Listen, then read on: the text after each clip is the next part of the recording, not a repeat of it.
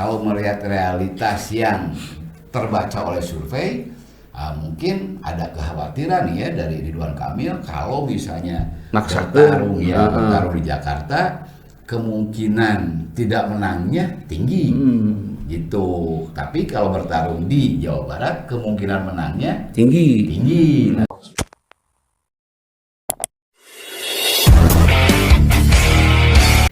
Assalamualaikum warahmatullahi wabarakatuh. Waalaikumsalam warahmatullahi wabarakatuh. Jumpa kembali di kanal Apa Kabar News dan Koran Gala Televisi.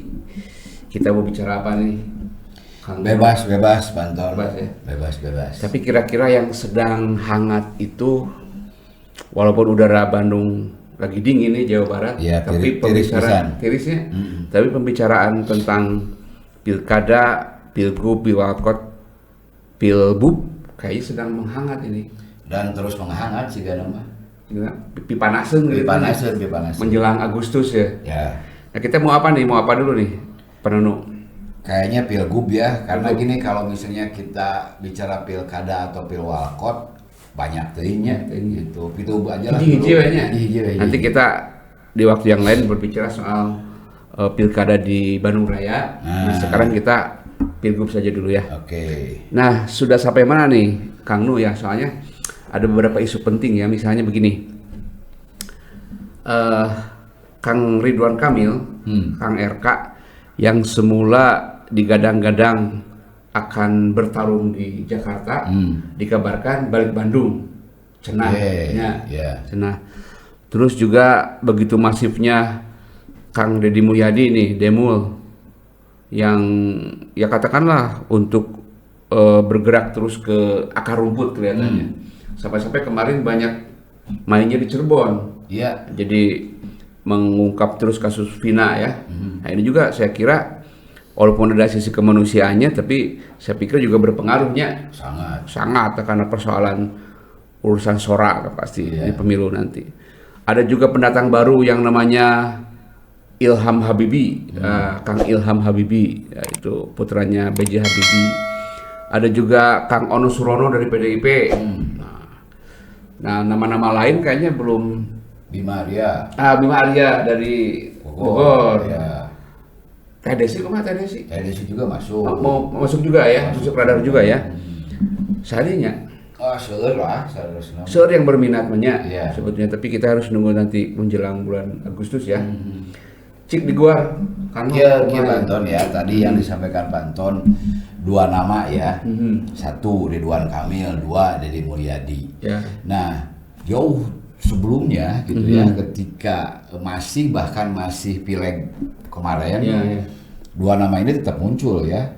Di beberapa survei Ridwan Kamil dan Deddy Mulyadi memang menempati posisi pertama dan kedua ya, dari segi urutan. Tentunya berbagai lembaga survei menampilkan angka-angka yang sedikit berbeda ya, tapi overall di dua nama itu di berbagai survei itu masuk urutan pertama dan urutan kedua, disusul nama-nama lain.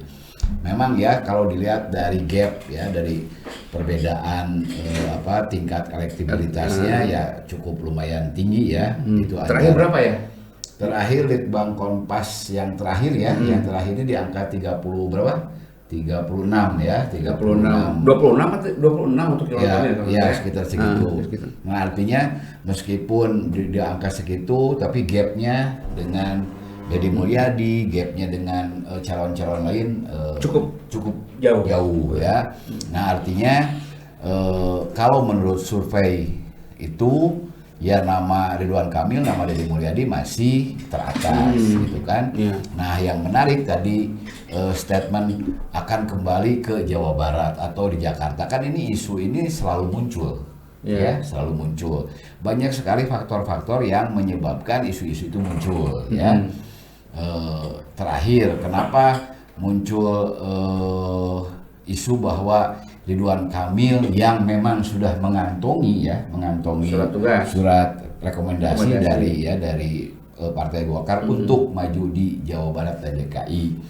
Tapi kemarin kan on the way to Jakarta rame. Nah, kita semua fokus Ridwan Kamil akan bertarung di Jakarta, DKJ, daerah khusus Jakarta. Tapi muncul lagi isu akan kembali ke Jawa Barat karena elektabilitas Ridwan Kamil di Jawa Barat tinggi, lebih terjamin kemenangannya, dan memang Golkar tidak punya lagi sosok selain Ridwan Kamil untuk gitu, di Jawa Barat. Nah, kenapa yang terakhir Ridwan Kamil disebut-sebut akan kembali bertarung di Pilgub Jawa Barat? Yaitu memang realitas survei memang menunjukkan Ridwan Kamil itu elektabilitas, popularitas dan segala macam ini memang masih unggul dibanding kuat ya di sini ya. Nah, tapi kita yang menarik itu lihat faktornya nih, Pak Anton. Nah, faktornya ya salah satu di Jakarta itu muncul nama Anies Baswedan, ya, yang di Jakarta memang popularitasnya nomor satu ya. Nah, belakangan muncul nama Basuki Cahayapurnama atau Ahok juga, dan di survei itu nama Ahok di rata-rata survei berbagai lembaga ya, Ahok itu muncul di urutan kedua setelah Anies. Nah, kalau RK di bawah Ahok. Nah, jadi kalau melihat realitas yang terbaca oleh survei, mungkin ada kekhawatiran ya dari Ridwan Kamil kalau misalnya bertarung di Jakarta, kemungkinan tidak menangnya tinggi gitu. Tapi kalau bertarung di Jawa Barat, kemungkinan menangnya tinggi. Nah, seperti itu. Tapi apapun lah ya, ini akan sangat menarik ketika misalnya Ridwan Kamil nanti ditetapkan akan bertarung di Jakarta. Itu pasti akan sangat menarik karena akan memunculkan tokoh-tokoh yang memang kalibernya nasional, dan memang untuk DKI Jakarta ya dibutuhkan sosok-sosok seperti itu, berkelas lah ya. Berkelas. Nah, kemudian kalaupun misalnya nanti Ridwan Kamil kembali bertarung di Jawa Barat gitu kan, sama juga kan pasti akan ramai juga gitu, karena akan berhadapan dengan tokoh-tokoh dengan popularitasnya juga yang lumayan bagus, kemudian dukungan masyarakat juga bagus gitu kan, dan sebagainya. Dan karakter pemilih Jawa Barat kan kita juga tahu gitu kan, nyaris tidak semilitan, seloyal yang lainnya. Swing voternya sangat tinggi, lebih banyak cair ya, sangat cair gitu. Meskipun katakanlah Ridwan Kamil dengan elektabilitas yang terakhir itu, apakah memang itu akan bertambah atau berkurang? Ya, itu bisa terjadi. Contoh ginilah, waktu 2018 ketika Ridwan Kamil maju ya di Pilgub Jabar, modal elektabilitas dia sangat kecil. Nah, itu kan kemudian juga waktu Ridwan Kamil di Wali Kota Bandung ya 5 tahun sebelumnya juga sama, tapi ketika bertarung dia menang, gitu kan. Nah, seperti itu. Nah, apakah sekarang bisa kebalik, misalnya dengan modal popularitas yang cukup tinggi, dia akan otomatis memenangkan, atau malah sebaliknya, atau jangan-jangan yang sekarang elektabilitasnya masih rendah nanti pada saatnya akan melesat. Nah, seperti itu. Banyak kemungkinan yang bisa kita baca dari data-data yang selama ini kita punyai ya, seperti itu kecenderungan dalam setiap kontestasi di Jawa Barat. Gitu, Banton. Ya, tapi menarik juga ya, artinya kalau kita melihat sekarang persaingan antara Kang Emil sama Kang Demul misalnya, itu dua sosok ini sudah mulai melakukan pasukan udaranya sudah jalan, kelihatannya ya, dibanding dengan calon yang lain kan. Kalau kita lihat di medsos di masing-masing kubu itu sudah kelihatan tuh dukungannya itu sudah mulai nih, walaupun tidak ada saling serang secara ekstrim lah antar pendukung, tapi sudah kelihatan pengkubuannya itu. Beda dengan calon-calon yang lain nih, kan masih kelihatannya masih belum melakukan serangan-serangan udara lah kelihatannya ya. Mereka masih mungkin ya mereka masih sibuk pengenalan dulu, masih branding gitu kan. Kalau yang dua ini kelihatannya karena mungkin sebelumnya juga mereka sudah punya pendukung loyal ketika Pilgub kemarin, kedua orang ini. Nah, sekarang ketika mereka mau terjun lagi, ya pendukung masing-masing sudah terbentuk gitu. Ya, betul. Nah kan kita tahu lah ya, sosok Ridwan Kamil adalah sosok sosok sosial media lah ya. Juga dengan Deddy Mulyadi sama ya, dia punya YouTuber, dia punya followernya yang sangat luar biasa, gitu kan. Kalau itu follower mereka dikonversikan nanti menjadi suara di bilik suara, itu puluhan juta, itu luar biasa, gitu kan. Nah sementara sosok-sosok lain memang tadi ya tingkat elektabilitasnya, tingkat popularitas juga masih sangat rendah. Dan betul ya, kita punya engine ya, Panton, kita punya engine, kita punya indikator ya, kita sangat bisa melihat di situ bagaimana keterbacaan aktivitas mereka ya, Deddy Mulyadi, Ridwan Kamil di media sosial itu cukup tinggi dan dalam tanda kutip mulai saling serang ya. Ketika misalnya ada postingan dari Ridwan Kamil, pasukan-pasukan KDM ada di situ hadir juga sebaliknya, gitu kan. Nah ini akan semakin ramai lah ya, perang udara ini akan semakin ramai. Nah, asalkan jangan terbelah gitu ya. Untuk kayak nanti kan zaman Jokowi teh cebong kampret lah. Jangan sampai ada cebong kampret di kita malah. Kalau mau berbeda pendapat boleh. Iya. Enggak lah, cebong kampret makan itu mah udah masa lalu lah. Mungkin aya naon deui lah, itu cucumu apa beurit apa naon gitu lah. Itu kan kita nggak tahu lah. Iya. Nah, tapi kan apakah nanti akan terbelah untuk Jawa Barat? Kalau untuk diametral berhadapan dua kubu kayaknya enggak nih, Panton, ya. Nah, karena gini nih, Panton, kita baca juga ya. Pilgub Jawa Barat ya akan sangat dipengaruhi oleh kebijakan-kebijakan dari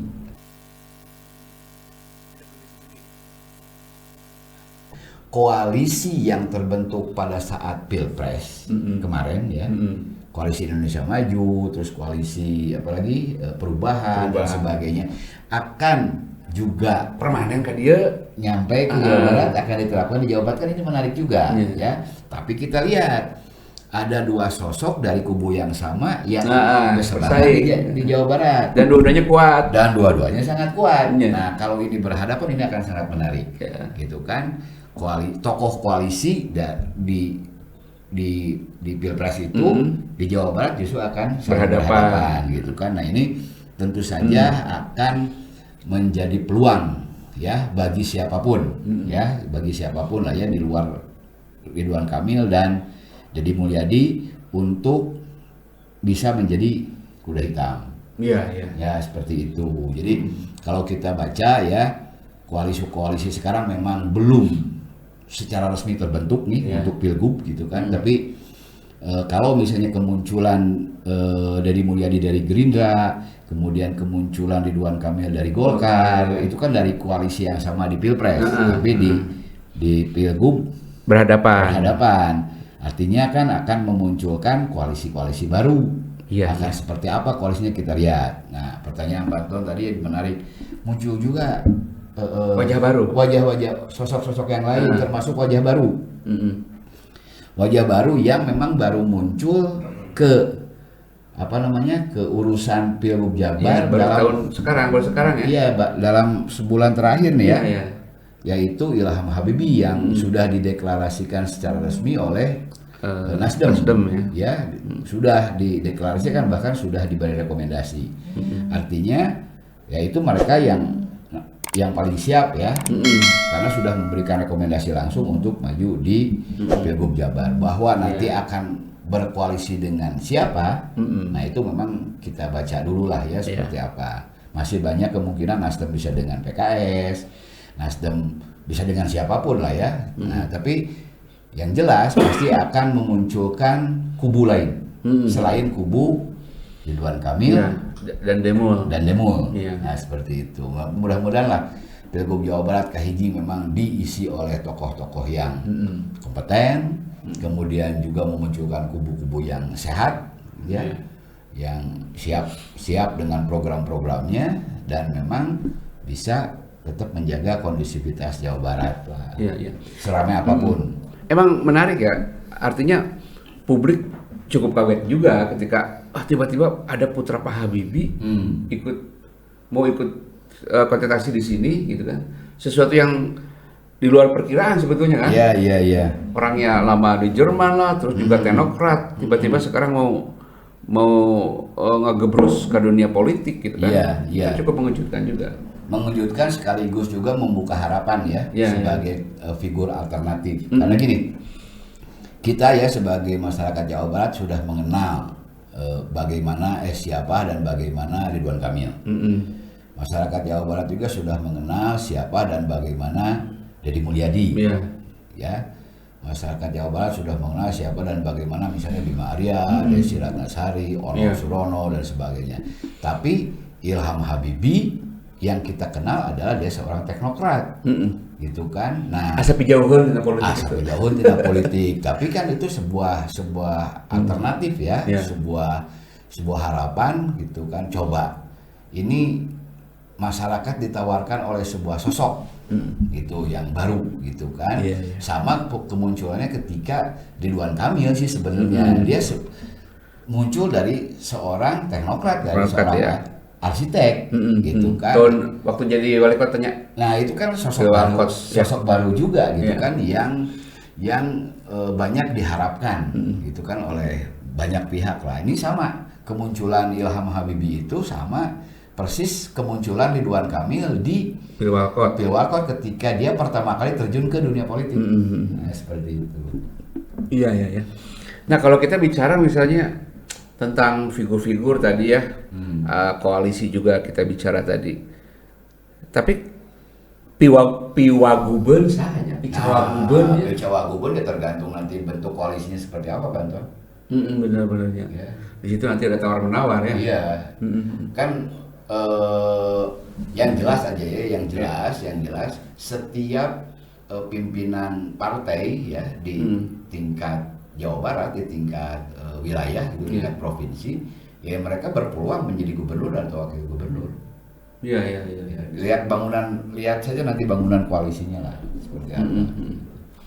Kan sebetulnya kalau misalnya kita lihat PDI Perjuangan itu kan kalau dipilih itu selalu menjadi partai kelas papan atas kan. Iya. Tapi kelihatannya agak kesulitan juga ketika dia harus mencalonkan kadernya di Pilgub ya. Beberapa kali begitu. Kenapa ya? Ya itu ya karena untuk sekarang ya, untuk sekarang ketua PDI Jawa Barat Ono Surono itu ya lumayan ya ketokohannya. Tapi kalau dibandingkan popularitasnya dengan Ridwan Kamil misalnya atau dengan Deddy Mulyadi ya jauh gitu. Nah, tapi di survei namanya masuk lah gitu ya. Di survei namanya masuk. Nah, apakah Golkar juga punya figur ya? Meskipun Golkar raihan di pileknya sekarang bagus ya. Apakah Golkar Jawa Barat punya figur selain Ridwan Kamil? Kan tidak juga. Benar. Iya. Apakah Gerindra punya figur di luar dari Mulyadi yang notabene baru masuk sama dengan Ridwan Kamil? Iya. Dia Ridwan Kamil baru masuk ke Golkar. Tapi kelihatannya kalau begitu merata ya bagi setiap partai ya sebetulnya ya. Iya. Kebingungan. Nah, apakah Ilham Habibie itu adalah kader Nasdem? Bukan juga. Baru kan? Iya. Ya seperti itu. Benar. Artinya persoalan yang ada di PDI yang tadi disampaikan oleh Banton, yaitu nyaris sama juga ya. Nyaris dialami juga oleh partai lain, ya gitu. Jadi mungkin dari secara perolehan suara mereka dipilih itu besar gitu ya, presentasinya besar, dukungan dari masyarakat juga banyak, tapi ketika harus mengerucutkan mencari sosok untuk kepala daerah agak kesulitan sering. Iya betul, karena untuk pemilihan kepala daerah itu yang paling dominan adalah sosok dari figur. Iya. Itu bukan representasi partainya gitu ya, tapi sosok dari figur yang diajukan atau diusung oleh partai itu. Nah baru kemudian kekuatan mesin partainya yang kemudian membantu untuk mendorong sehingga tercapai lah ya raihan suara maksimal itu. Apakah faktor partai itu penting? Sangat penting itu tadi untuk mendorong. Apakah faktor figur ini juga sangat penting? Juga sangat penting. Gitu. Iya, kalau kita melihat misalnya pemilu yang lalu juga ya, ketika Kang Aher berpasangan dengan Dede Yusuf juga ya, itu kan artinya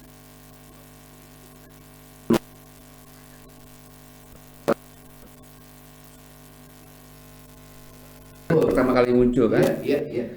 dibanding misalnya Dede Yusuf lah, Dede Yusuf kan aktor juga bintang iklan, Dan di situ ada petahana. di situ juga ada petahana betul. Tapi karena mungkin perpaduan antara apa ya mesin partai yang militan berpasangan dengan sosok yang sudah dikenal, ini saling mendukung, akhirnya kan sesuatu yang di luar dugaan juga kan. Iya. Secara teori mah harusnya, wah ada Pak Agung di situ, ada Pak Numan di situ kan, harusnya mereka yang secara teori. Tapi karena mungkin apa namanya mesin partainya jalan, ada sosok figur yang dikenal dan disukai oleh masyarakat, ya akhirnya pasangan itu yang maju ya. Betul. Nah, kembali lagi ya ke pertanyaan Pak Nur tadi. Kami yang paling update ya, informasi yang kita dapat dan beberapa data, beberapa informasi juga yang kita pelajari, kita baca. Ridwan Kamil akan kembali ke Jawa Barat. Saya pribadi nih ya, saya sangat mendukung sebenarnya ya, kita punya sosok sekaliber Ridwan Kamil gitu, yang memang awalnya memang diarahkan untuk menjadi tokoh nasional gitu kan. Ya kemudian dalam tanda kutip harus kembali bertarung ke Jawa Barat untuk menjadi gubernur Jawa Barat kedua kalinya, itu pun belum tentu. Oke? Tapi misalnya kalau Ridwan Kamil dengan kekuatannya yang luar biasa Golkar ya sekarang, kemudian juga Ridwan Kamil pada Pilpres kemarin ada dia tim pemenangan Prabowo ya, untuk Jawa Barat. Untuk Jawa Barat ya. Panglima lah. Panglima kemenangan Prabowo dan itu berhasil. Artinya potensi Ridwan Kamil untuk menjadi tokoh nasional bertarung di level yang lebih tinggi kan sangat terbuka. Seharusnya sangat terbuka gitu kan. Nah, kalau misalnya ada bisikan atau ada kekhawatiran, ada yang menakut-nakuti atau apapun lah supaya Ridwan Kamil tidak bertarung di level yang lebih tinggi, kan itu sayang. Potensinya sayang gitu kan. Karena gini Pak Tom, siapapun lah yang menjadi gubernur Jakarta gitu kan, langkah ke kontestasi nasional yang lebih tinggi. Betul. Itu tinggal satu step lagi lah.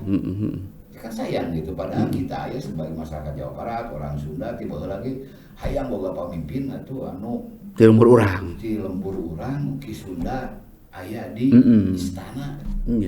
Nah, betul. Itu ini kan step deui lah, satu langkah lagi lah gitu.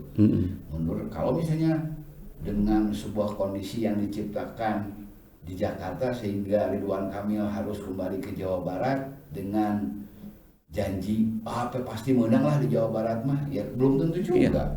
Namanya politiknya. Nama politik. Di Jakarta mah pasti belum tentu juga. Gitu. Tapi memang ada hitung-hitungan lah ya, ada hitung-hitungan yang lebih rasional. Ya itu tinggal ada pertimbangan-pertimbangan. Tapi yang namanya politik semua juga bisa di-create. Politik adalah kemungkinan-kemungkinan. Kemungkinan-kemungkinan seperti itu. Jadi tongsian sebenarnya mah. Jadi Kang No, ini banyak yang harus nanti kita bicarakan, kita kupas lagi. Tapi biarlah supaya penasarannya, jangan kita kupas sekarang semua di sini. Apalagi nanti menjelang Agustus, menjelang penetapan, pasti situasi semakin menghangat, gitu ya. Untuk saat ini kita cukupkan sekian dulu ya. Nanti kita sambung pada waktu yang akan datang. Terima kasih. Assalamualaikum warahmatullahi wabarakatuh.